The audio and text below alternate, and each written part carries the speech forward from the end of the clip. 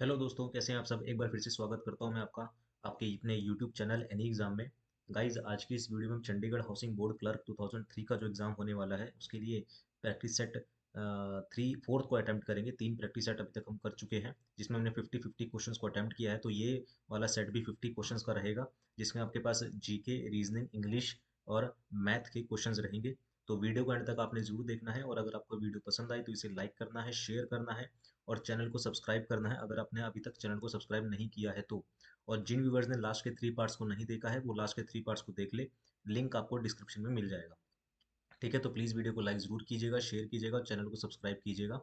तो ज़्यादा time waste नहीं करेंगे। ठीक है, और बढ़ते हैं हमारे पहले पोर्शन की तरफ, यानी कि इंग्लिश, जिसमें आपके पास 13 क्वेश्चंस रहेंगे। ठीक है, और 30 सभी के सभी क्वेश्चंस को आपको अटेम्प्ट करना है और कमेंट में अपने आंसर भी करना है। ठीक है ना, ज़्यादा से ज़्यादा कमेंट कीजिए, ज़्यादा से ज़्यादा आंसर कीजिए, वीडियो को पॉज कीजिए, फिर अपना आंसर चेक कीजिए, देन कमेंट करिए। ठीक है, तो चलिए बढ़ते हैं, देखते हैं पहला क्वेश्चन क्या है इंग्लिश का। तो फर्स्ट क्वेश्चन में कहता है कि he has a very nice manner but you would better to take what he says with a grain of salt। आपको यहाँ पर ये idiom दे रखा है with a grain of salt। इसका मीनिंग आपको बताना है कि इसका मीनिंग क्या होता है। तो पहला ही क्वेश्चन आपके पास idiom एंड फ्रेज का है। तो with a grain of salt का मतलब होता है किसी भी बात पर पूरी तरह से विश्वास नहीं करना। ठीक है, क्योंकि आपको वो सच की संभावना नहीं लगती उसके अंदर, मतलब किसी बात पर पूरी तरीके से विश्वास नहीं करना। तो चार ऑप्शन आपके पास दिए गए हैं। To take, to talk sensibly, to criticise, to listen something with considerable doubt, to compliment. तो डाउट से देखना किसी चीज को, यानी कि ऑप्शन नंबर सी इसका करेक्ट हो जाएगा। यानी कि किसी चीज पर पूरी तरीके से विश्वास ना करना, ऑप्शन नंबर सी करेक्ट हो जाएगा इसका। बढ़ते हैं नेक्स्ट क्वेश्चन की ओर। तो नेक्स्ट क्वेश्चन देख लेते हैं क्या है। तो नेक्स्ट क्वेश्चन में कह रहा है कि आपको यहाँ पर मिस स्पेल्ट वर्ड बताना है, यानी कि कौन सी स्पेलिंग जो है वो गलत यहाँ पर लिखी गई है। तो मिस स्पेल्ट आपको वर्ड यहाँ पर बताना है। तो मिस स्पेल्ड कौन सा है यहाँ पर वर्ड, यानी कि जिसकी स्पेलिंग गलत है। तो ऑप्शन नंबर सी इसका करेक्ट हो जाएगा, यानी कि डिसीजन की जो स्पेलिंग है वो गलत है। ठीक है ना, तो ऑप्शन नंबर सी क्या हो जाएगा इसका, करेक्ट हो जाएगा। तो डिसीजन जो होता है, बेसिकली जो देखा है, देर इज नो डिसीजन की अगर हम माने तो डिसीजन की जो सही स्पेलिंग होती है वो क्या होती है, डिसीजन की सही स्पेलिंग होती है DECISION होता है डिसीजन। डिसीजन की सही स्पेलिंग क्या होती है, DECISION होता है। ये क्या होता है, अ चॉइस और अ जजमेंट होती है that one makes after thinking about various possibility. मतलब बहुत सारी पॉसिबिलिटी को देख ले, आप किसी डिसीजन पे आते हो, किसी निर्णय पे आते हो, तो उसे बोलते हैं डिसीजन। ऑप्शन नंबर सी से करेक्ट हो जाएगा। बढ़ते हैं नेक्स्ट क्वेश्चन की ओर। नेक्स्ट क्वेश्चन हमारे पास है टेकीटर्न का। आपको सिनोनियम बताना है कि टेकीटर्न का सिनोनियम क्या होता है। तो पहली बात, आपको टेकीटर्न का मीनिंग पता होना चाहिए। तो टेकीटर्न का जो मीनिंग होता है, कम बोलने वाला जिसे हम बोलते हैं, या फिर चुप रहने वाला, उसे हम बोलते हैं टेकीटर्न, यानी कि जो कम बोलता है उसे हम बोलते हैं टेकीटर्न। नॉइसी नहीं हो सकता, लिवली नहीं हो सकता, वर्बोस नहीं हो सकता, क्या हो जाएगा, रिजर्व्ड। जो रिजर्व रहता है उसे हम बोलते हैं टेकीटर्न, यानी कि शाय जो होता है। ऑप्शन नंबर डी इसका करेक्ट हो जाएगा, रिजर्व। नॉइजी जो बहुत ज्यादा नॉइज है, लिवली जो फुल ऑफ एनर्जी होता है, वर्बोस, वर्बोस का मतलब होता है मोर वर्ड्स को यूज करने वाला, यूजिंग और कंटिन्यूइंग मोर वर्ड्स, उसे बोलते हैं वर्बोस। तो ऑप्शन नंबर डी इसका करेक्ट हो जाएगा। बढ़ते हैं नेक्स्ट क्वेश्चन की ओर। नेक्स्ट क्वेश्चन में आता है, कहता है कि one in different to art and literature, one in different to art and literature. तो इसका आपको वन वर्ड सब्स्टिट्यूशन है, इसका आपको बताना है। तो इसका वन वर्ड सब्स्टिट्यूशन क्या होगा कि आप one one in different to art and literature, यानी कि वो person who does not like understand और enjoying the beauty of art और लिटरेचर, जिसको इसका कोई मतलब ही नहीं पता, तो उसे क्या बोलते हैं, फिलिस्टाइन बोलते हैं। ऑप्शन नंबर ए से करेक्ट हो जाएगा। ठीक है ना, उसे क्या बोला जाता है, फिलिस्टाइन यहाँ पर बोला जाता है। ठीक है, और एरोमेटिक का मतलब होता है खुशबूदार, जिसे आप बोलते हो। स्कॉलर का मतलब होता है विशेष, विषय विशेष का, यानी कि विद्वान जिसे आप पंडित बोलते हो। या क्रिटिक का मतलब क्या होता है, क्रिटिक का मतलब होता है आलोचक जो होता है। ठीक है, तो इसका सही आंसर क्या हो जाएगा, फिलिस्टाइन हो जाएगा। ऑप्शन नंबर ए से करेक्ट हो जाएगा। बढ़ते हैं नेक्स्ट क्वेश्चन की ओर। नेक्स्ट क्वेश्चन आपके पास है एरर से, आपको यहाँ पर एरर ढूंढना है। कह रहा है कि back on the day to travel through Europe north to south and east to west you had to cross the river in. तो आपको इसमें बताना है कि चार ऑप्शन दे रखे हैं, इसमें से किस में पार्ट में एरर है। तो आपको सीधी सीधी सी बात बता दें, तो बैक ऑन द डे में जो है वो एरर है। ये एक आपके पास ईडीएम होता है, तो बैक ऑन द डे नहीं होता, बैक इन द डे होता है। क्या होता है, बैक इन द डे होता है, यानी कि पास्ट की जिसे बात करते हैं। तो पास्ट की बात करने के लिए हम बैक इन द डे लगाते हैं। तो ऑप्शन नंबर डी से करेक्ट हो जाएगा। ऑन द डे ना होके इन द डे होगा, तो ऑप्शन नंबर डी से करेक्ट हो जाएगा। ठीक है, बढ़ते हैं नेक्स्ट क्वेश्चन की ओर। तो नेक्स्ट क्वेश्चन हमारे पास कहता है कि we dash lose her company if we are always rude with her. तो वी डैश इफ यहाँ पर कंडीशन लगा रखी, अगर ऐसा हुआ, मतलब कंडीशन है, संभावना है, तो यहाँ पर क्या आ जाएगा, माइट आ जाएगा। ऑप्शन नंबर ए से करेक्ट हो जाएगा। वी माइट लूज, हम उसकी कंपनी को क्या कर सकते हैं, लूज कर सकते हैं, अगर हमने उसके साथ रूड बिहेवियर किया। ठीक है ना। आगे बढ़ते हैं नेक्स्ट क्वेश्चन की ओर। नेक्स्ट क्वेश्चन में कहता है कि आपके पास पैराजम्बल डाइए आपको सही क्रम में इसके लगाना है। तो देखो, जब भी पैराजम्बल स्टार्ट होता है तो किसी नाउन से स्टार्ट होता है। कहाँ से स्टार्ट होगा? वो नाउन से स्टार्ट होगा। उसके बाद नाउन को यूज करने के लिए प्रोनाउन लगाया जाता है। क्या लगाया जाता है? प्रोनाउन लगता है। ठीक है ना। तो नाउन यहाँ पर कौन सा होगा? तो ही इज अ प्रोनाउन, ये नहीं आएगा। एंड से नहीं हो सकता, टू से स्टार्ट नहीं होगा, तो कहाँ से स्टार्ट होगा? ये डी से स्टार्ट होगा। कह रहा है कि अ फार्म इक्विपमेंट मैन्युफैक्चरर, ये एक नाउन है। A farm equipment manufacturer is also on the brink of financial ruin. He made, अब इसकी बात हो रही है ही, यानी कि डी के बाद क्या आएगा? सी आएगा। तो एक ही ऑप्शन में मेरे को ये दिखाई दे रहा है, ऑप्शन नंबर सी में, और इसका आंसर भी क्या हो जाएगा? ऑप्शन नंबर सी इसका करेक्ट आंसर हो जाएगा। ठीक है। बढ़ते हैं नेक्स्ट क्वेश्चन की ओर। नेक्स्ट क्वेश्चन देख लेते हैं क्या है। नेक्स्ट क्वेश्चन में आपके पास पैराग्राफ कॉम्प्रीहेंशन दिया रखा है। कॉम्प्रीहेंशन में आपको बताना है कि इसमें से कौन सा ऑप्शन सही होगा। तो कॉम्प्रीहेंशन में अगर हम पढ़ते हैं, कहता है कि hundreds of earthquake dash on earth every day. ठीक है ना। हंड्रेड ऑफ अर्थक्वेक जो होते हैं वो आते हैं कहाँ पर? अर्थ पर आते हैं एवरी डे। तो अपीयर नहीं होते हैं वो, कम आते हैं, कम हो सकता है, ग्रो नहीं होते हैं, पैदा नहीं होते हैं। ठीक है ना। तो क्या होगा यहाँ पर? तो यहाँ पर क्या आ जाएगा? तो इसका सही आंसर जो हो जाएगा, मोस्ट अप्रोप्रिएट हो जाएगा, वो हो जाएगा अक्कर हो जाएगा। तो अक्कर मीन्स होता है स्पेशली, स्पेशली क्या होता है? Of accident and the unexpected event to happen. अक्कर हम किस लिए लगाते हैं? जो अनएक्सपेक्टेड इवेंट्स होते हैं। तो अर्थ पे कोई बता के नहीं आता, अर्थ को क्या होता है? अचानक ही आता, तो अक्कर होता है वो एकदम से आ जाना किसी चीज का। तो ऑप्शन नंबर बी इसका करेक्ट हो जाना है। तो ऑप्शन नंबर बी करेक्ट हो जाएगा। तो हंड्रेड्स ऑफ अर्थक्वेक अक्कर, ठीक है ना, every day, most of them are small, उसमें से बहुत सारे स्मॉल होते हैं, barely dash by most people. Next question पे आते हैं। तो इसका जो अगर हम नेक्स्ट पार्ट देखते हैं, तो कहता है कि are small and barely dash by most people. ठीक है ना। मोस्ट पीपल का, ज़्यादातर पीपल इसको क्या करते हैं? आइडेंटिफाई करते हैं। ठीक है ना। डिटेक्टेबल नहीं करते, डिटेक्ट नहीं करते, अनकवर नहीं करते, फाइंड नहीं करते, क्या करते हैं? आइडेंटिफाई करते हैं उसे। ऑप्शन नंबर डी इसका करेक्ट हो जाना चाहिए मेरे अकॉर्डिंग तो। लेकिन अगर थोड़ा सा और ध्यान से पढ़ें तो मोस्ट ऑफ द पीपल क्या करते हैं उसे? डिडक्टेबल मीन्स होता है टू नोटिस समथिंग। हाँ, डिडक्टेबल इसका सही आंसर हो जाएगा। ऑप्शन नंबर ए इसका करेक्ट हो जाएगा। ठीक है ना। कहता है कि most of the people deduct, most of them are small and barely deductible by most people. ठीक है ना। तो डिडक्टेबल क्या होता है? To notice something that is partially hidden और नॉट क्लियर, डिडक्ट करते हैं। ठीक है ना। ऑप्शन नंबर ए सब भी करेक्ट हो जाएगा। बढ़ते हैं नेक्स्ट क्वेश्चन की ओर। नेक्स्ट क्वेश्चन में कहता है, कह रहा है कि however the vast majority of earthquake occur at the dash between tectonic plates। Tectonic plates की जो होती हैं, occur at the कहाँ पर होता है? occur at the कहाँ पर होता है? ये मतलब कि आपके पास ये पूछा जा रहा है कि majority majority of earthquake occur at the, कहाँ पर होता है ये? लिमिट, बाउंड्रीज, लाइंस या बॉटम? तो between boundaries, the occur at the boundaries between tectonic plates. जो टेक्टोनिक प्लेट्स उसकी बाउंड्री पर क्या होता है? ये अर्थक्वेक होता है। ऑप्शन नंबर बी से करेक्ट हो जाना चाहिए। तो ऑप्शन नंबर बी से करेक्ट हो जाएगा। ठीक है। बढ़ते हैं नेक्स्ट क्वेश्चन की ओर। नेक्स्ट क्वेश्चन में कहता है कि आपके पास tectonic plates continental and ocean dash में move toward each other, scrap and past each other or pull apart as they move slowly across the planet upper mantle। ठीक है ना। तो कहता है कि continental and oceans dash, oceanic dash में move toward each other. Continentals and oceanic dash में move toward each other. तो कॉन्टिनेंटल और ओशियनिक प्लेट्स जो होती हैं वो एक दूसरे की तरफ क्या करती है? तो मूव करती है एक दूसरे की तरफ। तो ऑप्शन नंबर फोर इसका करेक्ट हो जाएगा। ठीक है ना। ओशियनिक प्लेट्स में मूव टुवर्ड ईच अदर। आगे बढ़ते हैं, अब पढ़ते हैं इसको। toward each other, scraps scrap past each other or pull apart as they move slowly across the planet's upper mantle। The dash of plates, तो the movement of plates, plates की क्या होती है? मूवमेंट होती है। The movements of plates, option number C से correct हो जाएगा। And the pressure that it built up the boundaries can result in earthquake. तो ऑप्शन नंबर सी से करेक्ट हो जाएगा। तो मूवमेंट होती है, क्या होती है? प्लेट्स में मूवमेंट होती है, जिसकी वजह से अर्थक्वेक आता है। ठीक है। बढ़ते हैं नेक्स्ट क्वेश्चन की ओर। तो गाइज ये थे हमारे पास किसके? इंग्लिश के 12 इंपॉर्टेंट क्वेश्चंस। ठीक है ना, जो कि आपके पेपर में हेल्प करेंगे। उम्मीद है आपको वीडियो पसंद आ रही होगी। वीडियो पसंद आ रही है तो प्लीज़ इसको लाइक करना मत भूलिएगा, ज़्यादा से ज़्यादा शेयर कीजिएगा, और प्लीज़ चैनल को सब्सक्राइब करना भी मत भूलिएगा। चैनल को सब्सक्राइब करिए जिन्होंने अभी तक चैनल को सब्सक्राइब नहीं किया। ठीक है। बढ़ते हैं अब हमारे रीजनिंग के पार्ट पे। रीजनिंग की पार्ट देख लेते हैं कि रीजनिंग में किस तरह के क्वेश्चन हैं। तो रीजनिंग के पहले क्वेश्चन पे आते हैं। तो यहाँ पर रीजनिंग के पहले क्वेश्चन में आपके पास कुछ वो लिखे गए हैं, form fill up, interview, notification, admit card, appointment. तो आपको बताना है कि इसको मीनिंगफुल ऑर्डर में लगाना है कि इसका मीनिंगफुल ऑर्डर क्या होगा। तो सबसे पहले जब आप एग्जाम देते हैं तो सबसे पहले क्या आती है? नोटिफिकेशन आती है। नोटिफिकेशन के बाद क्या होता है? नोटिफिकेशन का फॉर्म फिल करते हैं, ऑप्शन नंबर ए हो जाएगा।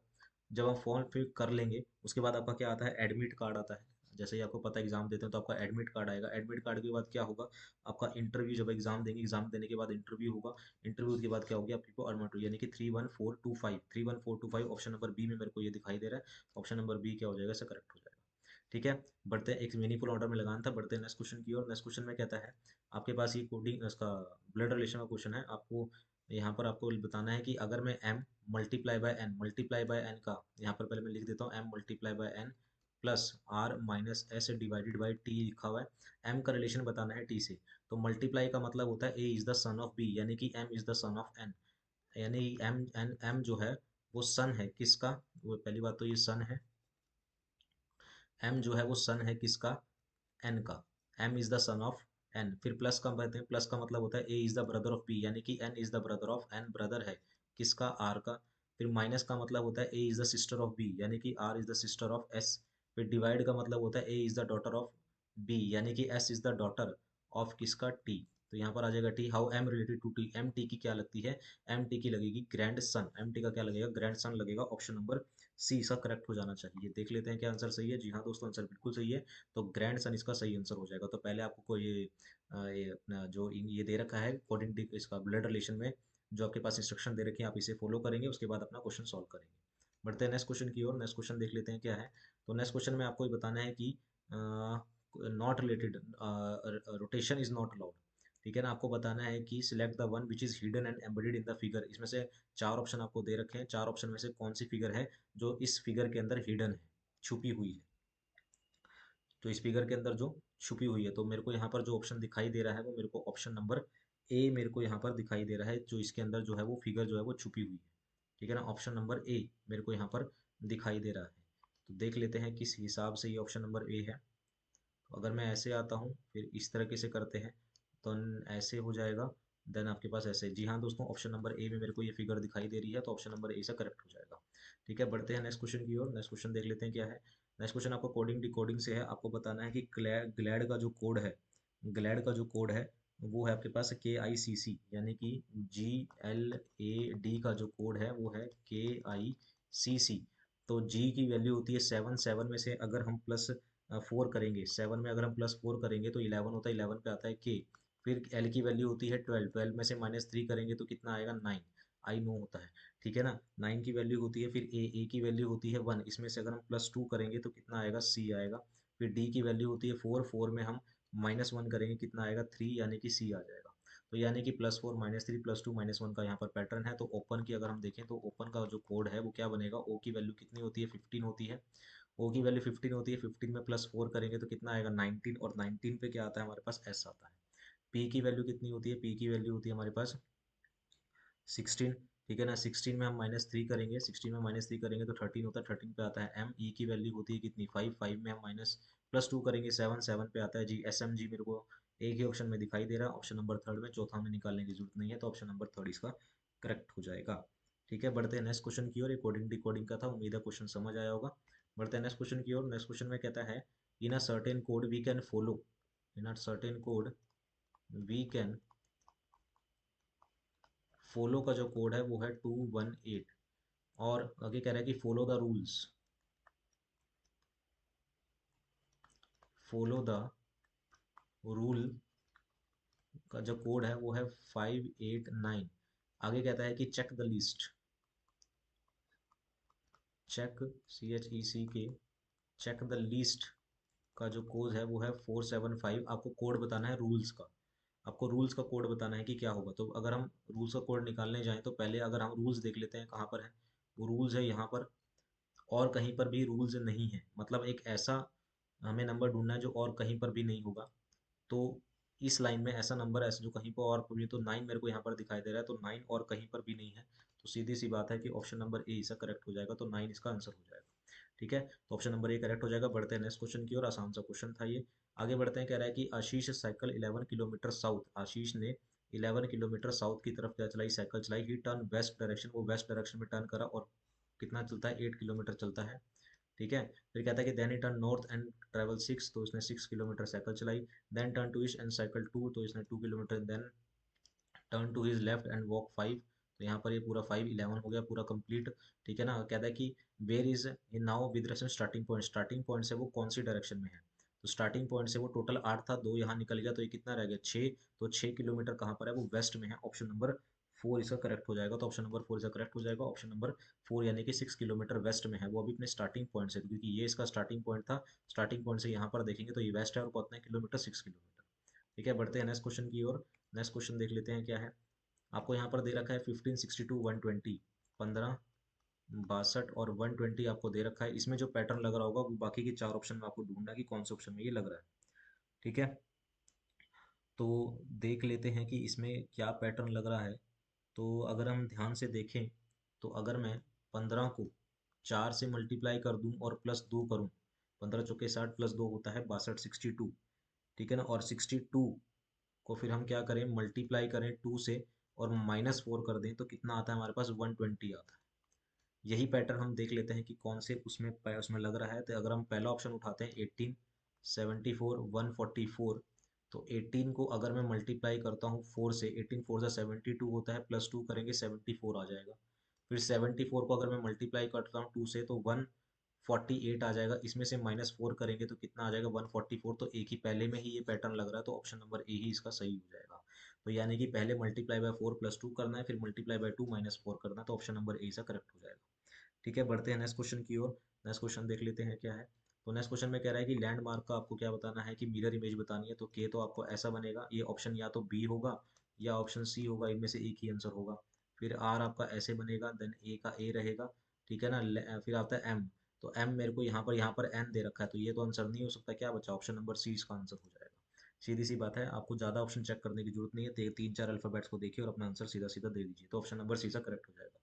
बढ़ते हैं नेक्स्ट क्वेश्चन की ओर। नेक्स्ट क्वेश्चन में कहता है कि 4 letter cluster have been given, out of which are the same है, वन इज डिफरेंट, में से एक अलग है, तो वो किस हिसाब से अलग है वो आपको बताना है।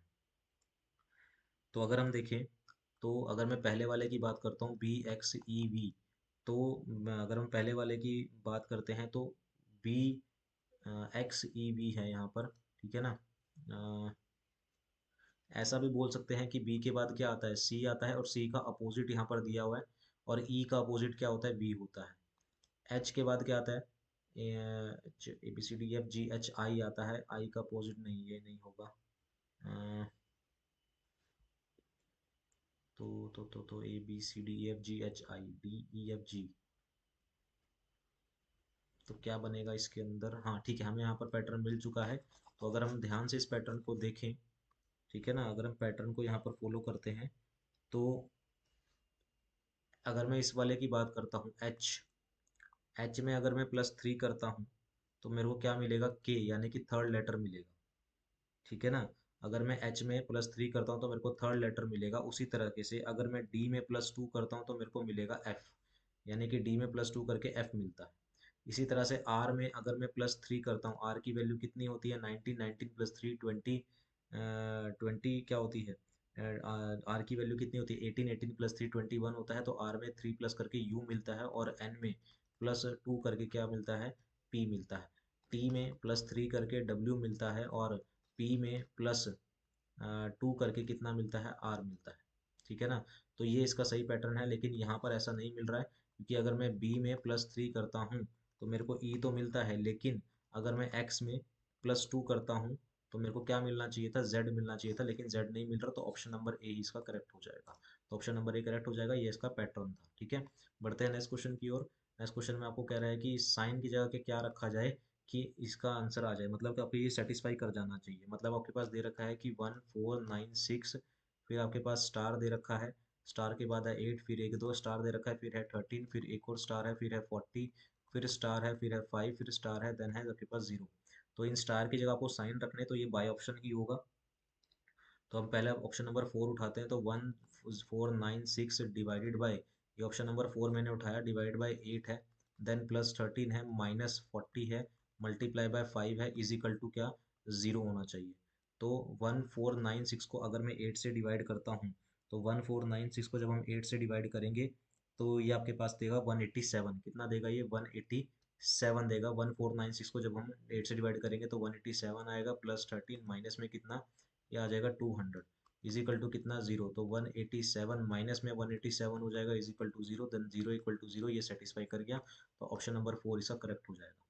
ठीक है, उम्मीद है आपको ये क्वेश्चन समझ आया होगा। ये भी मैथमेटिकल ऑपरेशन का क्वेश्चन था, आपको सिर्फ साइन रखने हैं, बाय ऑप्शन ये करेंगे और बाय ऑप्शन जो भी सेटिस्फाई करेगा वो आपका आंसर हो जाएगा। बढ़ते हैं नेक्स्ट क्वेश्चन की ओर।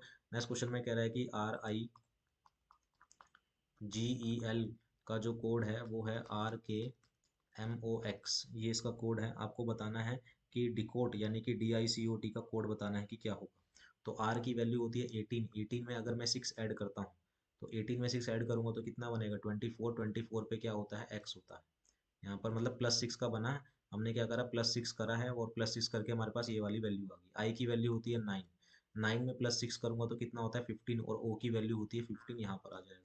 फिर जी की वैल्यू होती है 7, 7 में +6 करूंगा तो होता है 13, यहाँ पर आ जाएगा। ई की वैल्यू होती है 5, 11 आ जाएगा, +6 करके तो ये के आ जाएगा, और ये इस तरह से आ जाएगा। यानी कि क्रॉसिंग में पैटर्न चल रहा है। तो DICOT का कोड बताना है। डी की वैल्यू होती है 4, 4 में +6 करेंगे 10 होता है, 10 पे कितना आता है हमारे पास, ठीक है ना, 4। यहाँ पर डी की वैल्यू कितनी होती है, 4 होती है। 4 में अगर हम 6 ऐड करेंगे तो क्या होता है, 10 होता है। 10 की वैल्यू कितनी आती है, जे, तो लास्ट में जे आएगा। आई की वैल्यू 9 होती है, 9 में 6 करेंगे तो 15 आता है। 15 पे क्या आता है, ओ आता है, तो यहाँ पर ओ आ जाएगा। ठीक है ना। फिर आता है सी, सी की वैल्यू कितनी होती है 3, 3 में 5 ऐड 6 ऐड करेंगे तो 9, यहाँ पर आ जाएगा आई। यानी कि JOI होना चाहिए, तो JOI मेरे को यहाँ पर ही दिख रहा है, तो ऑप्शन नंबर, ठीक है ना, थर्ड इसका करेक्ट हो जाएगा। ज़्यादा निकालने की जरूरत नहीं है, सीधा सीधा थर्ड पे क्लिक करेंगे, थर्ड आपका आंसर हो जाएगा। आगे बढ़ते हैं नेक्स्ट क्वेश्चन की ओर, देखते हैं क्या है। तो नेक्स्ट क्वेश्चन हमारे पास है पेपर फोल्डिंग का। ये पेपर फोल्डिंग का क्वेश्चन है, तो इसको जब मैं ऐसे ओपन करूंगा तो यहाँ पर ये बनेगा डब्बा, फिर इस तरीके से बनेगा, फिर जीरो बनेगा। ठीक है ना। फिर ऊपर की तरफ मत करेंगे तो यहाँ पर भी डब्बा होगा, इधर भी डब्बा होगा। ठीक है ना। और दोनों तरफ यहाँ पर होगा सर्कल, और यहाँ पर होगा इस तरीके से। तो ऑप्शन नंबर बी मेरे को ये दिखाई दे रहा है, तो ऑप्शन नंबर बी ही क्या हो जाएगा, इसका करेक्ट हो जाएगा। ऑप्शन नंबर बी पे क्लिक करेंगे तो इसका करेक्ट आंसर हो जाएगा। बढ़ते हैं नेक्स्ट क्वेश्चन की ओर। नेक्स्ट क्वेश्चन में कह रहा है कि आपके पास सीरीज का क्वेश्चन है। कह रहा है कि 65, 88, 77 है, फिर 98 है, फिर 91 है, फिर 108 है, देन क्वेश्चन मार्क है, देन 118 है, देन 125 है। ठीक है, तो अगर हम देखें तो 65 में कितना ऐड करें कि ये इसका क्या पैटर्न लग रहा होगा, पहले तो पैटर्न ढूंढना है। तो पैटर्न में ये आपको ये वाला आंसर देना है कि ये वाला आंसर कितना होगा। तो अगर हम देखें तो 65 में अगर मैं 12 ऐड करता हूँ तो 77 आता है। 77 में अगर मैं 12 ऐड करता हूँ तो 91 आता है। उसी तरह से अगर मैं 91 में 12 ऐड करता हूँ तो आपके पास कितना आता है, 103 आता है। कितना आएगा, 191 में अगर मैं 12, नहीं ये गलत हो जाएगा, हमने पैटर्न गलत लगा दिया है। तो अगर फिर से करें तो वो 12 ऐड करते हैं तो 77 आता है। फिर 77 में अगर मैं 14 ऐड करता हूँ तो 91 आता है। 91 में अगर मैं 16 ऐड करता हूँ तो 107 देता है, और 107 में अगर मैं 18 ऐड करता हूँ तो 125 मेरे को मिलता है। ठीक है, तो सीधी सी बात है कि 107 इसका आंसर हो जाएगा। ऑप्शन नंबर डी इसका करेक्ट हो जाएगा, 107। तो +12 अल्टरनेटिव सीरीज का पैटर्न था। अल्टरनेटिव सीरीज में +12, +14, +16, +18 इस तरह से पैटर्न चल रहा है। तो गाइज ये थे हमारे पास रीजनिंग के 13 इंपॉर्टेंट क्वेश्चंस। उम्मीद है आपको ये सारे के सारे क्वेश्चंस अच्छे लगे होंगे, पसंद आए होंगे। वीडियो पसंद आई तो इसे लाइक कीजिएगा, चैनल को सब्सक्राइब करना मत भूलिएगा। जैसा प्यार आपने पहले की 3 वीडियोस में दिया है, यही प्यार आपको इस वीडियो में भी देना है। ठीक है ना। प्लीज़ चैनल को सब्सक्राइब करना मत भूलिएगा, ज़्यादा से ज़्यादा शेयर कीजिएगा। और जिन व्यूवर्स को चंडीगढ़ पुलिस कांस्टेबल की जो प्रिपरेशन करना चाहते हैं, या फिर MTS का जो एग्ज़ाम होने वाला है उसकी प्रिपरेशन करना चाहते हैं, तो प्लीज़ यस करके कमेंट करें। ठीक है ना। यस करके कमेंट करेंगे, जितने ज़्यादा कमेंट आएंगे हम आपके लिए उसके जो SSC MTS के जो प्रीवियस ईयर पेपर्स हैं वो आपके लिए लेके आएंगे। ठीक है ना। और चंडीगढ़ पुलिस कांस्टेबल की जैसे ही वैकेंसीज निकली उसकी प्रिपरेशन भी आपको करवाएंगे। तो प्लीज़ यस करके कमेंट जरूर करना है, और जो प्यार आपने पहली 3 वीडियोस में दिया है यही प्यार आपको यहाँ भी दिखाना है। प्लीज़ चैनल को सब्सक्राइब करना मत भूलिएगा। बढ़ते हैं नेक्स्ट क्वेश्चन की ओर, नेक्स्ट पोर्शन की ओर। अब आता है मैथ हमारे पास। तो मैथ का पहला क्वेश्चन कहता है कि by selling a suit case 530 a trader loss 5%। कह रहा है कि अगर सेलिंग प्राइस 1570 है और उसे लॉस कितने का होता है, 5% का, तो 5% का गेन कमाने के लिए कितने में बेचना पड़ेगा। तो 5% का लॉस हुआ है, मतलब उसने से कितने बेचा होगा, 95% में। तो 95% की वैल्यू कितनी है, 570। तो 1% की वैल्यू कितनी हो जाएगी, 570 डिवाइड बाई कितना, 95। कह रहा है कि गेन में बेचना है, यानी कि 5% गेन में, यानी कि 105% में उसे बेचेगा वो। तो कितना आ जाएगा, 570 डिवाइड बाई 95 मल्टीप्लाई बाई कितना हो जाएगा, 105 हो जाएगा। इसको हम सॉल्व करेंगे कटिंग कर देंगे 5 पे तो 5 टू ज़ा 10, 5 वन ज़ा 5 होता है, 5 वन ज़ा 5, 5 नाइन ज़ा 45, 19 वन ज़ा 19, 93 ज़ा 57, 30 हो जाएगा और ये हो जाएगा 630। ऑप्शन नंबर सी मेरे को ये दिखाई दे रहा है, तो ऑप्शन नंबर सी से करेक्ट हो जाएगा। डायरेक्ट हमने आपको सीधा सीधा हमको बताया कि अगर 5% का लॉस हो रहा है तो 95% में बेचेगा, 1% की वैल्यू बता दी, गेन पर चाहिए 5% का तो 105% बेचेगा। ठीक है, बढ़ते हैं नेक्स्ट क्वेश्चन की ओर। नेक्स्ट क्वेश्चन देख लेते हैं क्या है। तो नेक्स्ट क्वेश्चन में कहता है कि the height of a cone is increase by 100%। अगर किसी कोन की हाइट जो है वो 100% से बढ़ा दी जाए और रेडियस सेम है तो वॉल्यूम कितना होगा। तो 100% से बढ़ा दी गई है, तो पहली बात तो 100% की देखें तो कितना होता है, 100% होता है 1/1, यानी कि 1 पे 1 इंक्रीज हो गया। 1 पे 1 क्या हो गया, इंक्रीज हो गया हाइट, यानी कि हाइट जो पहले थी वो 1 थी, और नई हाइट कितनी होगी, न्यू हाइट की अगर हम बात करें तो न्यू हाइट कितनी हो जाएगी, 2 हो जाएगी, क्योंकि 1 पे 1 इंक्रीज हो गया। तो वॉल्यूम का फॉर्मूला क्या होता है, पाई आर स्क्वायर एच होता है। बाद में भी क्या होगा, पाई आर स्क्वायर एच ही रहेगा। सॉरी, यहाँ पर क्या है, कौन है, माफ कीजिएगा। तो वॉल्यूम ऑफ कौन क्या होता है, वॉल्यूम ऑफ कौन होता है कि 1/3 पाई आर स्क्वायर एच होता है, और बाद में भी वॉल्यूम जब नई हाइट हो जाएगी तब भी फॉर्मूला क्या रहेगा, 1/3 पाई आर स्क्वायर हो जाता है। कह रहा है कि रेडियस सेम है, यानी कि रेडियस से रेडियस कैंसिल हो जाएगी, पाई से पाई कैंसिल हो जाएगा, 1/3 से 1/3 कैंसिल हो जाएगा, क्या रह जाएगा, हाइट रह जाएगी। हाइट की रेशो हो जाएगी 1/2, तो वॉल्यूम 1 से 2 इंक्रीज होगी। ठीक है ना, तो कितनी इंक्रीज हुई है, 1 इंक्रीज है, किससे इंक्रीज हुई है, 1 से, तो 1 1 का कितना परसेंट है, तो ये आ जाएगा वापिस से 100%। तो ऑप्शन नंबर डी इसका करेक्ट हो जाएगा। तो 100% जो है वो आपका वॉल्यूम क्या है, इंक्रीज हो जाएगा। अगर आप रेडियस सेम है और हाइट को बढ़ा दिया जाए 100% से, तो आपका वॉल्यूम भी कितने से बढ़ जाएगा, 100% से बढ़ जाएगा। ऑप्शन नंबर डी से करेक्ट हो जाएगा। ठीक है, बढ़ते हैं नेक्स्ट क्वेश्चन की ओर। नेक्स्ट क्वेश्चन में आपके पास पाई चार्ट यहाँ पर दे रखा है। जो ये डार्क वाले हैं ये है बियरिंग अ ब्लू शर्ट, जो ये डॉट वाले हैं ये है बियरिंग अ रेड शर्ट। आपको बताना है, आपको यहाँ पर बताना है कि then what is the central angle बताना है। सेंट्रल एंगल बताना है कि formed by the person bearing blue shirt in 2009। तो 2009 में जो 2009 ये है, यहाँ पर जो ब्लू शर्ट वाले हैं इनका एंगल कितना है, सेंट्रल एंगल बताना है। तो अगर मैं ब्लू शर्ट वालों को ऐड करता हूँ सबको, आपको क्या करना है, जितने भी ब्लू शर्ट वाले हैं उन सबको आपने को ऐड करना है, यानी कि 1200 प्लस 900 प्लस 1100 प्लस 1000, इन सबको आपको ऐड करना है, और ऐड करके आपके पास बनेगा कितना, 4200 बनेगा। ये टोटल कितना बनेगा, 4200 बनेगा। तो यानी कि जो 4200 है उसकी वैल्यू किसके इक्वल होगी, 360 डिग्री के इक्वल होगी। वन की वैल्यू किसके इक्वल होगी, वन की वैल्यू होगी 360 डिवाइड बाई 4200। आपको कितने की वैल्यू निकालनी है, 900 की आप वैल्यू निकाल दोगे। तो 900 डिग्री का हम देख लेंगे कितना होता है। तो 900 डिग्री का जब हम सॉल्व करेंगे तो ये आपके 6 × 36 होता है, 6 7 × 42, यानी कि 540 डिवाइड बाई 7 होगा। और 540 डिवाइड बाई 7 आप करोगे तो आपके पास आ जाएगा 77.14 डिग्री, यानी कि option number 77 1.4 degree. Option number B में मेरे को ये दिखाई दे रहा है। तो 77 1.4 डिग्री, 0.14 डिग्री हो जाएगा ऑप्शन नंबर बी में। तो ऑप्शन नंबर बी से करेक्ट हो जाएगा।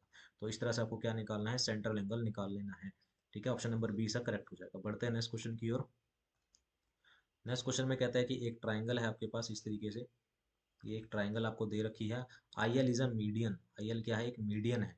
ठीक है ना, जो इसके सेंटर बिल्कुल मिडल से होके जाएगी। आई आई ये आप पे एक फिगर दे रखी है, और आई जे के एल इसका नाम है। तो ये आई हो गया, ठीक है ना, ये हो गया हमारे पास जे, ये हो गया के, और ये हो गया एल। आई जे की वैल्यू आपको 11 दे रखी है, आई एल की वैल्यू आपको 8 दे रखी है, जे के की वैल्यू आपको दे रखी है, जे के की वैल्यू आपको दे रखी है 14। और आपको वैल्यू फाइंड करनी है किसकी, आपको वैल्यू फाइंड करनी है आई K square plus J L square. तो यहाँ से आपको एक प्रॉपर्टी ध्यान रखनी है, अगर एक मीडियन किसी ट्रायंगल से होके पास करती है, ठीक है ना, एक मीडियन जो होती है, तो मीडियन के अकॉर्डिंग एक अपोलिनियस थ्योरम होती है। ठीक है ना, अगर मीडियन पास कर रही है तो अपोलिनियस थ्योरम क्या कहती है, अपोलिनियस थ्योरम कहती है कि आई J square plus I K square, ठीक है ना, आई J square plus I J square plus I K square जो होता है वो इक्वल होगा किसके, 2 टाइम्स, किसका 2 times, I L square, I L square plus J L square के, I L square plus J L square के ये इक्वल होगा। ठीक है, अब यहाँ पर अब यहाँ पर अगर हम इसे थोड़ा सा और सॉल्व करें तो if I L is the J L is equal to, if I L, यहाँ पर हमारे पास कौन कौन सी वैल्यू दे रखी है, जे के की, ओके फाइन, ठीक है। हमने यहाँ पर 7 गलत लिख दिया है, माफ कीजिएगा। यहाँ पर ये क्योंकि आई ये टोटल कितना है, ये टोटल है 14, ये टोटल 14 है, और मीडियन बेस को दो इक्वल पार्ट में डिवाइड करती है, तो ये 7 होगा, तो ये भी क्या होगा, 7 होगा। ठीक है ना, यानी कि एल एल के यहाँ पर हमारे पास हमें मिल गया। ठीक है, तो अगर हम इसको इसमें पुट करते हैं, जे एल है हमारे पास, जे एल। ठीक है, तो अगर हम इसको वैल्यू में पुट करते हैं तो आई जे की जो वैल्यू है वो हमारे पास 11 है, तो ये आ जाएगा 11 का स्क्वायर। आई के का स्क्वायर हमें निकालना है, हमें पता नहीं है। टू आई एल की वैल्यू हमें दे रखी है कितनी, आई एल है हमारे पास 8, 8 का स्क्वायर हो जाएगा, प्लस जे एल की वैल्यू हमने निकाली, जे एल की वैल्यू कितनी है 7, तो यहाँ पर आ जाएगा 7 का स्क्वायर। आई एल यानी कि ये होता है 121 प्लस आई के स्क्वायर हो जाएगा is equal to, two into में ये कितना हो जाएगा 64 प्लस कितना 49। ठीक है ना, तो ये आ जाएगा हमारे पास है, तो इसका यहाँ पर आई के स्क्वायर की जो वैल्यू आ जाएगी वो आ जाएगी कितनी, 226 माइनस में 121, तो ये हो जाएगा 105। यानी कि आई के स्क्वायर की वैल्यू कितनी आ जाएगी, 105 आ जाएगी। और आपको वैल्यू किसकी निकालनी है, आई के स्क्वायर, तो आई K square plus J L square की वैल्यू निकालनी है। तो आई स्क्वायर के स्क्वायर की वैल्यू कितनी है 105, और जे एल कहाँ पर हमारे पास, जे एल है 7, तो 7 का स्क्वायर कितना होता है 49, तो इसको ऐड करेंगे तो ये हमारे पास कितना बन जाएगा 154 सेंटीमीटर बन जाएगा। ऑप्शन नंबर डी से करेक्ट हो जाएगा। ठीक है ना, ऑप्शन नंबर डी क्या हो जाएगा, करेक्ट हो जाएगा। तो आपको एक प्रॉपर्टी ध्यान रखनी है, प्रॉपर्टी क्या होती है कि आई J square plus I K square is equal to I L square median, two into में आई एल स्क्वायर, और equal to is equal to कितना I L square plus J L square या J L के square. तो ये property आप क्या रखेंगे, ध्यान रखेंगे। ठीक है, बढ़ते हैं नेक्स्ट क्वेश्चन की ओर। नेक्स्ट क्वेश्चन देख लेते हैं क्या है। तो नेक्स्ट क्वेश्चन में कहता है कि P Q R S is cyclic quadrilateral, P Q R एक साइक्लिक क्वाड्रिलेटरल है, मतलब एक सर्कल के अंदर है ये। पी क्यू आर एस एक साइक्लिक क्वाड्रिलेटरल है। ठीक है ना, ये P हो गया, ये Q हो गया, ये R हो गया और ये S हो गया। P की वैल्यू है हमारे पास 2x+7, Q की वैल्यू है हमारे पास x+12, R की वैल्यू है हमारे पास 4y-7, और S की वैल्यू हमारे पास है 5y+3। आपको x प्लस वाई की वैल्यू बतानी है क्या होगी, और आपको पता है कि एक साइक्लिक क्वाड्रिलेटरल में चारों एंगल का जो सम होता है वो किसके इक्वल होता है, 180 डिग्री के यहाँ पर इक्वल होता है। ठीक है ना, या फिर मैं बोल सकता हूँ कि opposite sides of a cyclic quadrilateral are 180 degree. यानी कि अगर मैं एंगल P की और एंगल R की बात करूँ, अगर मैं एंगल P की और एंगल R की बात करूँ तो ये कितना होगा 180 डिग्री। अपोजिट एंगल्स क्या होते हैं, 180 डिग्री के इक्वल होते हैं। तो यानी कि angle P plus angle R किसके इक्वल होगा, 180 डिग्री के इक्वल होगा। तो एंगल P की वैल्यू कितनी है 2x+7 है, प्लस R की वैल्यू कितनी है 4y-7 इज इक्वल टू कितना 180 डिग्री। तो जब मैं इसको सॉल्व करूंगा तो ये बनेगा आपके पास 2x+4y इज इक्वल टू कितना 180 डिग्री। ठीक है ना, तो यहाँ से x+2y की वैल्यू आ जाएगी, x+2y की वैल्यू कितनी आ जाएगी 90 डिग्री आ जाएगी। इसी तरीके से angle Q plus angle S भी किसके इक्वल होगा 180 डिग्री के इक्वल होगा। ठीक है ना, angle Q plus angle S किसके होगा 180 डिग्री का होता है। एंगल Q की वैल्यू कितनी है x+12 है, प्लस एंगल S की वैल्यू कितनी है 5y+3 है, इज इक्वल टू कितना 180 डिग्री। तो यहाँ से x प्लस में 5y की जो वैल्यू आएगी, x प्लस में 5y की वो कितनी आ जाएगी 165 डिग्री आ जाएगी। तो कितना आ जाएगा 165 डिग्री आ जाएगा। ठीक है, तो इन दोनों एंगल्स को मैं क्या करूँगा, कंपेयर कर लूँगा। ठीक है ना, हम यहाँ से अगर x की वैल्यू निकालेंगे, यहाँ से अगर मैं यहाँ से x की वैल्यू निकालता हूँ जो जिस पे मैंने अभी एरो मारी है, यहाँ से अगर x की वैल्यू निकालेंगे तो कितनी आएगी 90 माइनस में 2y। अगर मैं यहाँ से x की वैल्यू निकालूँ तो x की वैल्यू कितनी आएगी हमारे पास 90 माइनस, या फिर हम इसको दूसरे तरीके से करते हैं। ठीक है ना, तो अगर मैं पहली इक्वेशन को, ये मैं इसको पहली इक्वेशन मान लेता हूँ और मैं इसे दूसरी इक्वेशन मान लेता हूँ।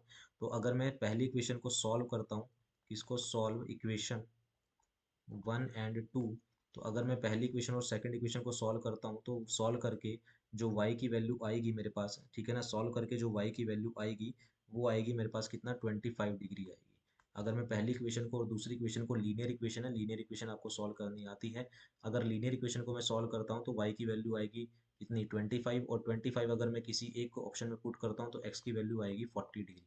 तो यहाँ से आपको x प्लस वाई की वैल्यू बतानी है, तो x की वैल्यू है 40, y की वैल्यू कितनी आएगी 25 आएगी, तो ये कितना हो जाएगा 65 डिग्री हो जाएगा। ऑप्शन नंबर बी इसका करेक्ट हो जाएगा। ठीक है ना, ऑप्शन नंबर बी क्या हो जाएगा, करेक्ट हो जाएगा। तो इस तरह से आपको वैल्यू पुट करनी है, लीनियर इक्वेशन बनेगी, दो लीनियर इक्वेशन को आप सॉल्व करना जानते हैं। तो एक्स प्लस वाई की वैल्यू आ जाएगी कितनी 65 डिग्री। बढ़ते हैं नेक्स्ट क्वेश्चन की ओर। तो नेक्स्ट क्वेश्चन में कह रहा है कि a certain sum of money amount to rupees 1285 इन 7 ईयर एंड 2568 इन 19 years. If the rate of interest is double, अगर रेट ऑफ इंटरेस्ट को क्या कर दिया जाए, डबल कर दिया जाए, ठीक है ना, then what is the compound interest for 2 year with the same period. तो कंपाउंड इंटरेस्ट बताना है सेम पीरियड के लिए, ठीक है ना, सेम प्रिंसिपल के लिए। कह रहा है कि कोई प्रिंसिपल थी वो 1284 हो जाती है 7 ईयर्स में, और 2568 हो जाती है 19 ईयर्स में। मतलब 7 साल से लेके 19 साल तक के बीच में 12 साल का गैप गया होगा। यानी कि 12 ईयर का अगर मैं यहाँ से इंटरेस्ट निकालता हूँ तो 7 साल से लेके 19 साल तक के बीच में कितने साल का गैप गया, 12 साल का। तो 12 साल का जो इंटरेस्ट मेरे को मिला वो कितना मिला, तो 2568 में से माइनस कर देंगे 1284। तो 12 साल का जो गैप आ जाएगा 12 ईयर का, तो इसको जब हम माइनस करेंगे तो ये आपके पास आ जाएगा 1284 ही आएगा। कितना आएगा, 1284 आ जाएगा। तो 1 साल का गैप हम यहाँ से निकाल लेंगे, तो 1 साल का गैप यानी कि 1 साल का इंटरेस्ट कितना आ जाएगा, 1 साल का इंटरेस्ट आ जाएगा 107। हम अब हम क्या करेंगे, अब यहाँ से 7 ईयर का इंटरेस्ट निकाल लेते हैं। तो 7 ईयर का इंटरेस्ट कितना आएगा, 107 को मल्टीप्लाई कर देंगे 7 से, तो ये आ जाएगा 749। तो 749 हो जाएगा 7 साल का इंटरेस्ट। ठीक है ना, ये है 7 साल का इंटरेस्ट। तो हम क्या करेंगे, प्रिंसिपल निकाल लेंगे। तो प्रिंसिपल कैसे निकालेंगे, यानी कि जो मूलधन होती है यानी कि प्रिंसिपल होती है वो कैसे निकालेंगे, हम क्या करेंगे, 1284 में से 749 को माइनस कर देंगे। तो 1284 में 749 को माइनस करेंगे तो प्रिंसिपल आपके पास आ जाएगा 535। ये आपके पास प्रिंसिपल आ गई। ठीक है ना, प्रिंसिपल आ गई है। तो हम क्या निकाल सकते हैं, रेट ऑफ इंटरेस्ट भी निकाल सकते हैं। आपको 1 साल का रेट ऑफ इंटरेस्ट रेट पता है कितना है, 107 है 1 साल का। तो अगर मैं R% निकालूं तो 1 साल का इंटरेस्ट कितना है, 107 है। ये कितने पे लगा होगा, 535 पे लगा होगा। तो 107 535 का कितना परसेंट है, तो 107 535 का कितना परसेंट आ जाएगा, ये आ जाएगा। इसको सॉल्व करेंगे तो रेट ऑफ इंटरेस्ट आ जाएगा 20%।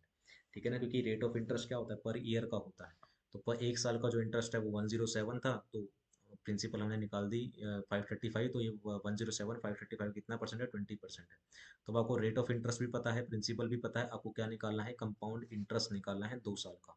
तो कंपाउंड इंटरेस्ट निकालना है, इस पे निकालना है 535 पे निकालना है। और आपको पता है कि 20% की वैल्यू कितनी होती है, 1/5 होती है। तो 2 साल का निकाला है हमने, दो लाइन ऐसे मार ली, तो इसका 1/5 अगर हम निकालेंगे तो 107 आएगा। और यहाँ भी कितना आएगा, 107 आ जाएगा। फिर इंटरेस्ट पे इंटरेस्ट लगाएंगे, इसका 1/2 निकालेंगे तो ये आ जाएगा 53.5 आ जाएगा। तो हम इसको ऐड करेंगे, तो ऐड करने के बाद यानी कि इन सबको ऐड करेंगे तो ये आ जाएगा हमारे पास कितना, 214 प्लस कितना 53.5। तो इसको ऐड करने के बाद बनेगा 267 पॉइंट, सॉरी, ये आपके पास हमें क्या निकालना है, what would be the compound interest for 2 year for the same principal. Same principal के लिए आपको कंपाउंड इंटरेस्ट निकालना है। तो 5 1 5 0, 5 7 35, 20% होता है 1/5। तो आपके पास जो कंपाउंड इंटरेस्ट आएगा, तो प्रिंसिपल आपको दे रखी है, ठीक है ना। अच्छा सॉरी, हमने माफ़ कीजिएगा, हमने रेट ऑफ इंटरेस्ट को डबल नहीं किया, क्योंकि यहाँ पर क्वेश्चन में कह रहा है कि if the rate of interest is doubled, तो यानी कि कितना यूज़ करना पड़ेगा, 40% यूज़ करना पड़ेगा। 40% होता है 2/5।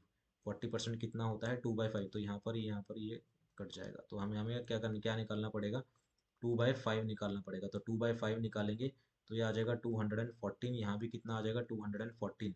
और इसका अगर हम 2/5 निकालते हैं तो 214 का अगर हम 2/5 निकालते हैं तो 5 4 जा 20 होता है, 14 हो जाएगा, 5 2 जा 10 होता है, फिर ये आ जाएगा 8। इसको मल्टीप्लाई करेंगे, 2 8 जा 16, 2 2 जा 4 8 5, 2 4 जा 8, 85.6 आ जाएगा। इन सबको ऐड करेंगे, 214 प्लस 214 कितना होता है हमारे पास, ये होता है हमारे पास 428 प्लस 85.6। इसको हम ऐड करेंगे तो ये आ जाएगा 5। तो ये आ जाएगा हमारे पास 6 8 8 और 5 13, 8 10 और 1 11, और ये आ जाएगा 513.6। ऑप्शन नंबर बी मेरे को यहाँ पर सही दिख रहा है, तो ऑप्शन नंबर बी से करेक्ट हो जाएगा। तो पहले आपने क्या करा, 12 साल का सिंपल इंटरेस्ट निकाला, 1284 हुआ, फिर वहाँ से 1 साल का निकाला, वहाँ से फिर हमने 7 ईयर का निकाला। तो 7 ईयर का इंटरेस्ट कितना हो जाएगा, 749। उसको हमने अमाउंट में से माइनस करा तो हमको क्या मिल गई, हमें यहाँ से मिल जाएगी प्रिंसिपल। हमें क्या मिल जाएगा, हमें यहाँ से प्रिंसिपल मिल जाएगी। ठीक है ना, ये हमारे पास प्रिंसिपल आ गई।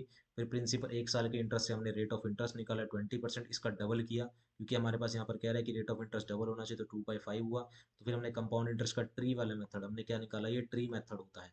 तो ट्री मेथड लगाया तो हमारे पास जो कंपाउंड इंटरेस्ट आ जाएगा वो आ जाएगा 513.6। ऑप्शन नंबर बी से करेक्ट हो जाएगा। ठीक है, बढ़ते हैं नेक्स्ट क्वेश्चन की ओर। उम्मीद है क्वेश्चन समझ आया होगा। जिस व्यूवर को ये क्वेश्चन नहीं समझा, वीडियो को पॉज करके वापस इसे देख सकता है। ठीक है, आपको बताना है कि find the average of 23 26 Y plus 3 Y plus 7 is 30, then find the value of. तो एवरेज का फॉर्मूला होता है हमारे पास सम ऑफ टर्म्स, यानी कि 23 plus 26 plus Y plus 7 plus Y plus 4। ठीक है ना, कितने नंबर हो गए, 1 2 3 4, एक दो तीन चार पाँच नंबर है ये, इजिकल टू कितना 30 है। तो ये 5 इधर मल्टीप्लाई हो जाएगा, 23 प्लस 23 इनको ऐड करेंगे। तो ये इसको सबको ऐड करके आपके पास बनेगा ये 60 बन जाएगा। तो ये हो जाएगा हमारे पास 3y प्लस 60 इजिकल टू कितना 150। तो यहाँ से 3y की वैल्यू कितनी आ जाएगी, 3y की वैल्यू आ जाएगी 90 और y की वैल्यू कितनी आ जाएगी 30 आ जाएगी। तो ऑप्शन नंबर बी इसका करेक्ट हो जाएगा। तो y की वैल्यू कितनी हो जाएगी, y की वैल्यू हो जाएगी कितनी 30 हो जाएगी। ठीक है, तो y की वैल्यू हो जाएगी 30। बढ़ते हैं नेक्स्ट क्वेश्चन की ओर। नेक्स्ट क्वेश्चन देख लेते हैं क्या है। तो नेक्स्ट क्वेश्चन में कह रहा है कि अ फ्रैक्शन बिकम 9/11।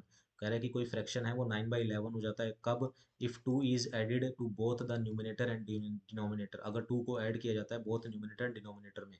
तो हम पहले तो ऑप्शन देख लेते हैं। मैं ऑप्शन नंबर सी उठाता हूँ सीधा। तो 7/9 मैंने ऑप्शन उठाया। तो अगर इसके न्यूमिनेटर और डिनोमिनेटर में 2 ऐड करता हूँ तो ये कितना बन जाएगा, 9/11 बन जाएगा। बिल्कुल बन रहा है।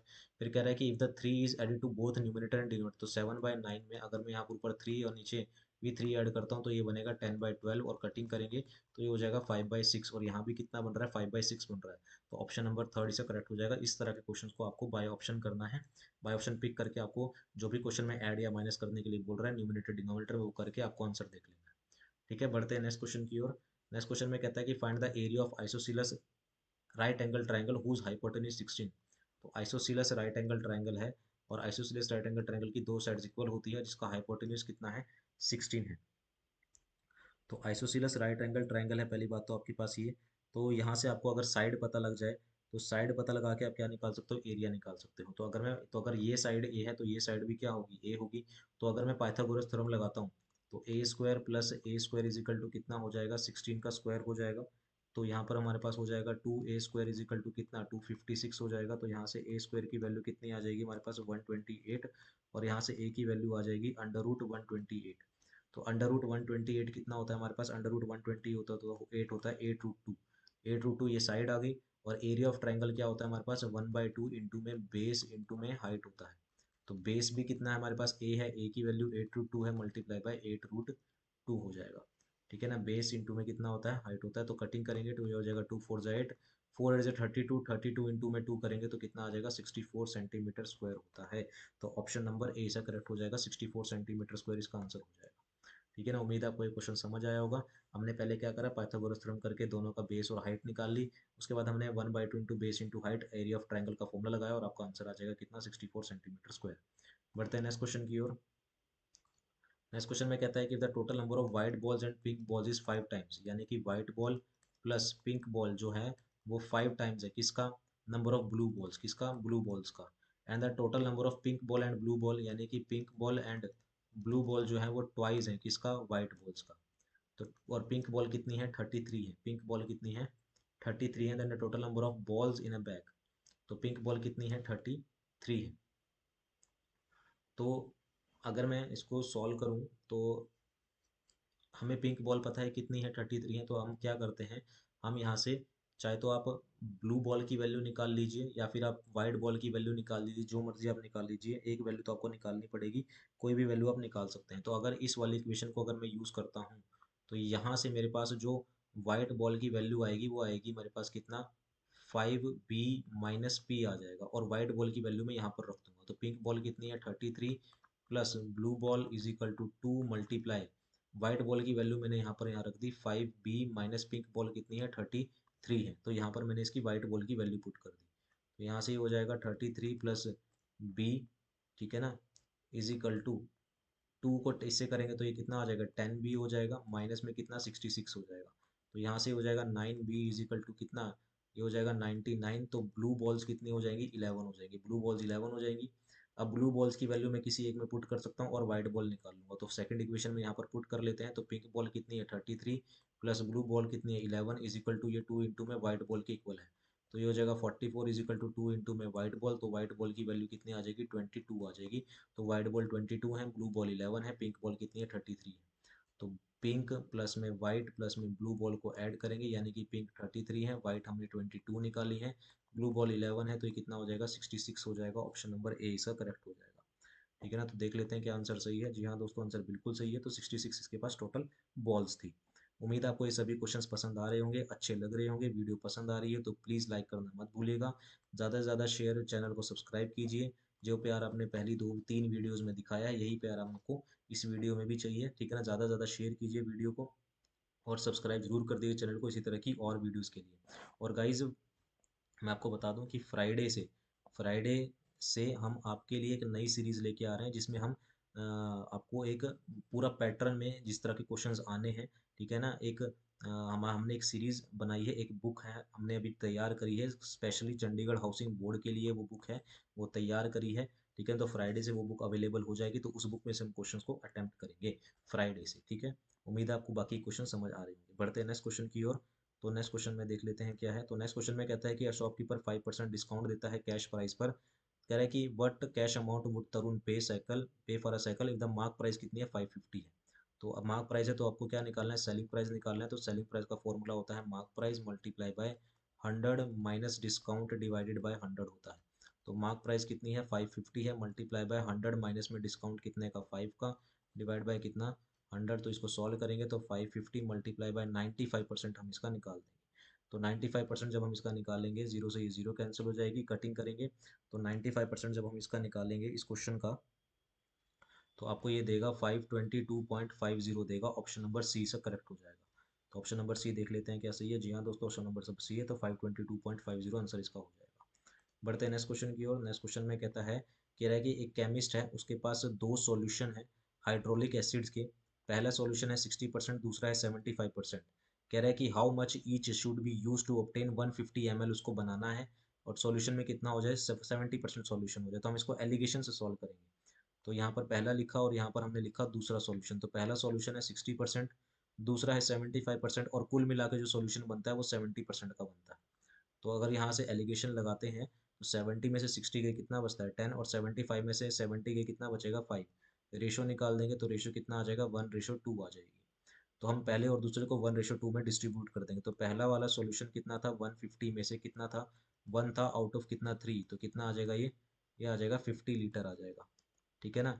और सेकंड वाले की अगर बात करें तो 150 मल्टीप्लाई बाय कितना, 2/3। तो 3 5 15, और ये कितना आ जाएगा, 100 लीटर आ जाएगा। तो 60% जो सॉल्यूशन है, जो 60% वाला है वो कितना है, 50 है। 60% वाला है वो कितना है, 50, और 75% वाला कितना है, 100 है। तो ऑप्शन नंबर 4 इसका करेक्ट हो जाएगा। तो ऑप्शन नंबर 4 पे क्लिक करते हैं, तो ऑप्शन नंबर 4 करेक्ट हो जाएगा। हमने एलिगेशन वाला मेथड लगाया, बेसिक तरीके से नहीं करा, हमने इसको शॉर्टकट में बताया है, ठीक है ना। तो इस तरह से आप एलिगेशन लगा के भी सॉल्व कर सकते हैं क्वेश्चन को। बढ़ते हैं नेक्स्ट क्वेश्चन की ओर। नेक्स्ट क्वेश्चन है वीडियो का, कहता है कि 9 रेस टू पावर 2.5 रेशो 3:3 की पावर 3। तो आपको पता है कि 9 को हम क्या लिख सकते हैं, 3 की पावर 2 लिख सकते हैं। हर पावर कितनी है, 2.5, रेशो कितना, 3:3। तो 2 इंटू में 2.5 कितना होता है, 3 की पावर 5 हो जाएगा, रेशो 3:3। तो 3:3 से यहाँ 3 पावर कैंसिल हो जाएगी, तो यहाँ बचेगा 3:2 रेशो 1। तो ये कितना हो जाएगा, 9:1 इसका आंसर आ जाएगा। ऑप्शन नंबर ए सा करेक्ट हो जाएगा। सिंपल सा क्वेश्चन था, ठीक है ना। तो ऑप्शन नंबर ए सा करेक्ट हो जाएगा। उम्मीद है आपको ये मैथ के 13 क्वेश्चंस पसंद आए होंगे, ठीक है ना। वीडियो अच्छी लग रही होगी, हेल्पफुल होगी।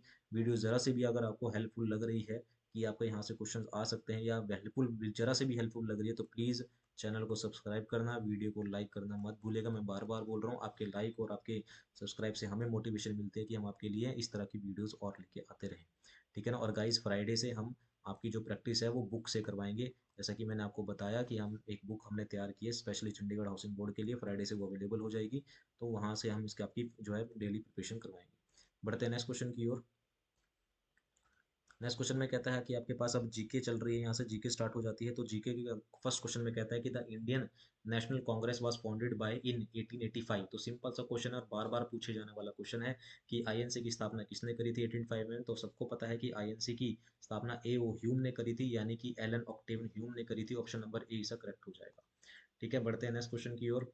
नेक्स्ट क्वेश्चन देख लेते हैं क्या है। तो नेक्स्ट क्वेश्चन में कहता है, world heritage day is observed on.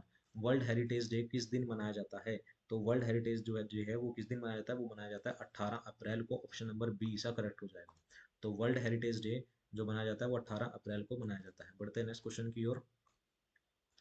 Next question में कहता है कि the gateway of India was built to commemorate the visit of which of the following king. तो गेटवे ऑफ इंडिया कौन भारत आया था जिसकी याद में ये बनवाया गया था। तो कौन आया था, किंग जॉर्ज आए थे और कौन से नंबर के किंग जॉर्ज 5 आए थे? ऑप्शन नंबर जो डी है इसका करेक्ट हो जाएगा। किंग जॉर्ज 5 के आने की खुशी में गेटवे ऑफ इंडिया जो था वो बनाया गया था, उनकी याद में ये बनाया गया था। नेक्स्ट क्वेश्चन में आते हैं। नेक्स्ट क्वेश्चन देख लेते हैं क्या है। कह रहा है कि the full form of GSM technology used in mobile phone. तो जीएसएम जो टेक्नोलॉजी है जो मोबाइल फोन में यूज हो रही है, उसकी फुल फॉर्म क्या है? तो इसकी फुल फॉर्म होती है global system for mobile. Global system for mobile, option number C से करेक्ट हो जाएगा। GSM global system for mobile इसका सही आंसर हो जाएगा। बढ़ते हैं नेक्स्ट क्वेश्चन की ओर। नेक्स्ट क्वेश्चन में कहता है कि विच एनिवर्सरी ऑफ कारगिल दिवस वाज सेलिब्रेटेड अक्रॉस 26 जुलाई 2022। तो 26 जुलाई 2022 को कारगिल दिवस मनाया गया था, तो ये कौन सी एनिवर्सरी थी कारगिल की? तो ये थी option number D, 23rd anniversary थी ये कारगिल दिवस की, तो ऑप्शन नंबर डी से करेक्ट हो जाएगा। बढ़ते हैं नेक्स्ट क्वेश्चन की ओर। नेक्स्ट क्वेश्चन में कहता है कि the unique festival of flower Bathukamma. The unique festival of flowers का ये फेस्टिवल है Bathukamma is a colourful vibrant and vibrant festival dash is celebrated by women with flowers that grow excessively in each region. Festival of कहाँ का festival है, कौन सी state का ये festival है, ये आपसे पूछा जा रहा है। तो ये भातुकामा जो फेस्टिवल है फ्लावर्स का जो वुमेन्स बनाती हैं, ये कहाँ का है? तेलंगाना का फेस्टिवल है, ऑप्शन नंबर डी से करेक्ट हो जाएगा। ठीक है, बढ़ते हैं नेक्स्ट क्वेश्चन की ओर। नेक्स्ट क्वेश्चन में कहता है कि who has become the world's second longest रिंग monarchy in history after French Louis, after French Louis 14। ठीक है ना, who has become the world second longest reigning monarch in history, तो कौन है? तो इसका सही आंसर क्या हो जाएगा? ऑप्शन नंबर सी से करेक्ट हो जाएगा, एलिजाबेथ टू। तो Elizabeth two has become the world second longest reigning monarch in history after French Louis 14। बढ़ते हैं नेक्स्ट क्वेश्चन की ओर। कह रहा है कि lake dams and irrigation system were extensively built during the time of. तो lake जो थी, डैम्स थे, इरिगेशन सिस्टम था, वो किसके टाइम पीरियड में बनवाए गए थे? ये किसके टाइम पीरियड में था ये? तो इसका याद किया गया, क्या हो जाएगा इसका answer? Chandragupta Maurya, option number A से करेक्ट हो जाएगा।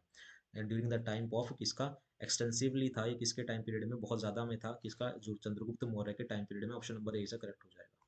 बढ़ते हैं नेक्स्ट क्वेश्चन की ओर। नेक्स्ट क्वेश्चन में कहता है कि who among the following introduce the objective revolution in the constitution assembly 13 दिसंबर 1946।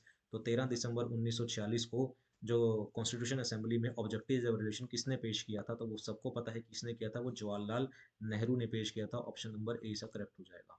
कब पेश किया था? 13 दिसंबर 1946 को। बढ़ते हैं नेक्स्ट क्वेश्चन की ओर। नेक्स्ट क्वेश्चन कहता है कि Kevin Systrom and Mike Krieger are the founder of which of the following. तो केविन सिस्ट्रॉम किसके फाउंडर हैं और माइक क्रीगर किसके फाउंडर हैं? तो इसका सही आंसर क्या हो जाएगा? इंस्टाग्राम के ये फाउंडर हैं, ऑप्शन नंबर सी इसका करेक्ट हो जाएगा। तो इंस्टाग्राम के फाउंडर कौन है? केविन सिस्टॉम है एंड माइक क्रीगर इसके फाउंडर हैं। अगर व्हाट्सएप की बात करें तो व्हाट्सएप के फाउंडर कौन है? व्हाट्सएप के फाउंडर ब्रेन एक्टॉन है और जैन कॉन्ग। तो व्हाट्सएप के अगर फाउंड करें तो कौन है? ब्रेन, अब ब्रेन से ध्यान रखेंगे, बहुत ब्रेन लगता है इसके अंदर, तो ब्रेन एक्टॉन है, एक्टॉन एंड जैन कौन है, ये दूसरा नाम है जैन कॉन। ठीक है ना। और ट्विटर की बात करें तो ट्विटर के फाउंडर कौन है? Jack Dorsey. ट्विटर की अगर बात करते हैं, और सॉरी ये व्हाट्सएप है। ट्विटर की बात करते हैं, ट्विटर के जो फाउंडर है वो कौन है? जैक डॉर्सी है। कौन है? जैक डॉर्सी ट्विटर के फाउंडर हैं। ठीक है ना। और लिंक्डइन के फाउंडर कौन है? हॉफमैन है। लिंक्डइन के जो फाउंडर है वो हॉफमैन है। ठीक है, बढ़ते हैं नेक्स्ट क्वेश्चन की ओर। नेक्स्ट क्वेश्चन देख लेते हैं क्या है। तो नेक्स्ट क्वेश्चन में कहता है कि आपके पास एक तरफ हिल्स है, एक तरफ स्टेट है, आपको करेक्टली मैच करना है कि किस तरह से, कौन सा करेक्टली मैच है, कौन सा यहाँ पर करेक्टली मैच है। तो लुसाई हिल्स कहाँ पर है? मिजोरम में है, बिल्कुल सही है। लुसाई हिल्स कहाँ पर है? मिजोरम में है। एरामाला हिल्स कहाँ पर है? केरला में है, गलत है, ये गलत हो जाएगा। जवाडी हिल्स तमिलनाडु में है, बिल्कुल सही है। और सातमाला हिल्स मध्य प्रदेश, ये भी गलत हो जाएगा। तो ऑप्शन नंबर 1 एंड 3 ही सही है। तो ऑप्शन नंबर 1 और 3 देख लेते हैं कौन से ऑप्शन में है। तो ऑप्शन नंबर 1 एंड 3 ही सही है सिर्फ। तो 1 एंड 3 ऑप्शन नंबर सी में है, तो ऑप्शन नंबर सी से करेक्ट हो जाएगा। देख लेते हैं क्या सही है। जी हाँ दोस्तों, सर बिल्कुल सही है। तो लुसाई हिल्स मिजोरम में है और जवाडी हिल्स कहाँ पर है? तमिलनाडु में है। बढ़ते हैं नेक्स्ट क्वेश्चन की ओर। नेक्स्ट क्वेश्चन देख लेते हैं क्या है। तो नेक्स्ट क्वेश्चन में कहता है, हमारी आज की वीडियो का लास्ट क्वेश्चन है। कहता है कि in India hosted which edition, India hosted which edition of meeting of India Norway joint working group of higher education on 11 October 2022 in New Delhi. India hosted which edition, कौन से एडिशन को India ने host किया है? Of meeting of India Norway joint working group of higher education, India Norway joint working of higher organisation जो कि 11 October 2022 को हुआ था न्यू दिल्ली में, इसका कौन सा एडिशन इंडिया ने होस्ट किया है? तो six edition, option number C से करेक्ट हो जाएगा। सिक्स एडिशन जो है वो इंडिया ने होस्ट किया है। किसका six edition? India Norway joint working group of higher education जो कि 11 अक्टूबर 2022 को हुआ था। तो इसका जो सिक्स एडिशन है वो इंडिया ने जो किया है वो होस्ट किया है। तो गाइज ये थे हमारे पास जीके के 12 इंपॉर्टेंट क्वेश्चंस। उम्मीद है आपको सभी के सभी 50 क्वेश्चंस जो हैं वो अच्छे लगे होंगे, पसंद आए होंगे। ठीक है ना? वीडियो ज़रा भी पसंद आई है तो प्लीज़ इसको लाइक करना मत भूलिएगा, शेयर जरूर कीजिएगा चैनल को, और सब्सक्राइब कर दीजिएगा। जो भी व्यूअर चैनल पे नए हैं, जिनको भी वीडियो ज़रा से भी पसंद आई है तो प्लीज़ चैनल को सब्सक्राइब करना मत भूलिएगा। इसी तरह के और पार्ट्स के लिए, तो ये पार्ट 4 था। इसी तरह से हम आपके पार्ट 5, 6, 7 जब तक आपका एग्जाम नहीं होता तब तक हम आपके लिए इसी तरह से क्वेश्चंस लाते रहेंगे। और जितना भी आपका स्कोर गया है वो आप हमें कमेंट करके बताएंगे। अभी के लिए इतना ही। Thank you very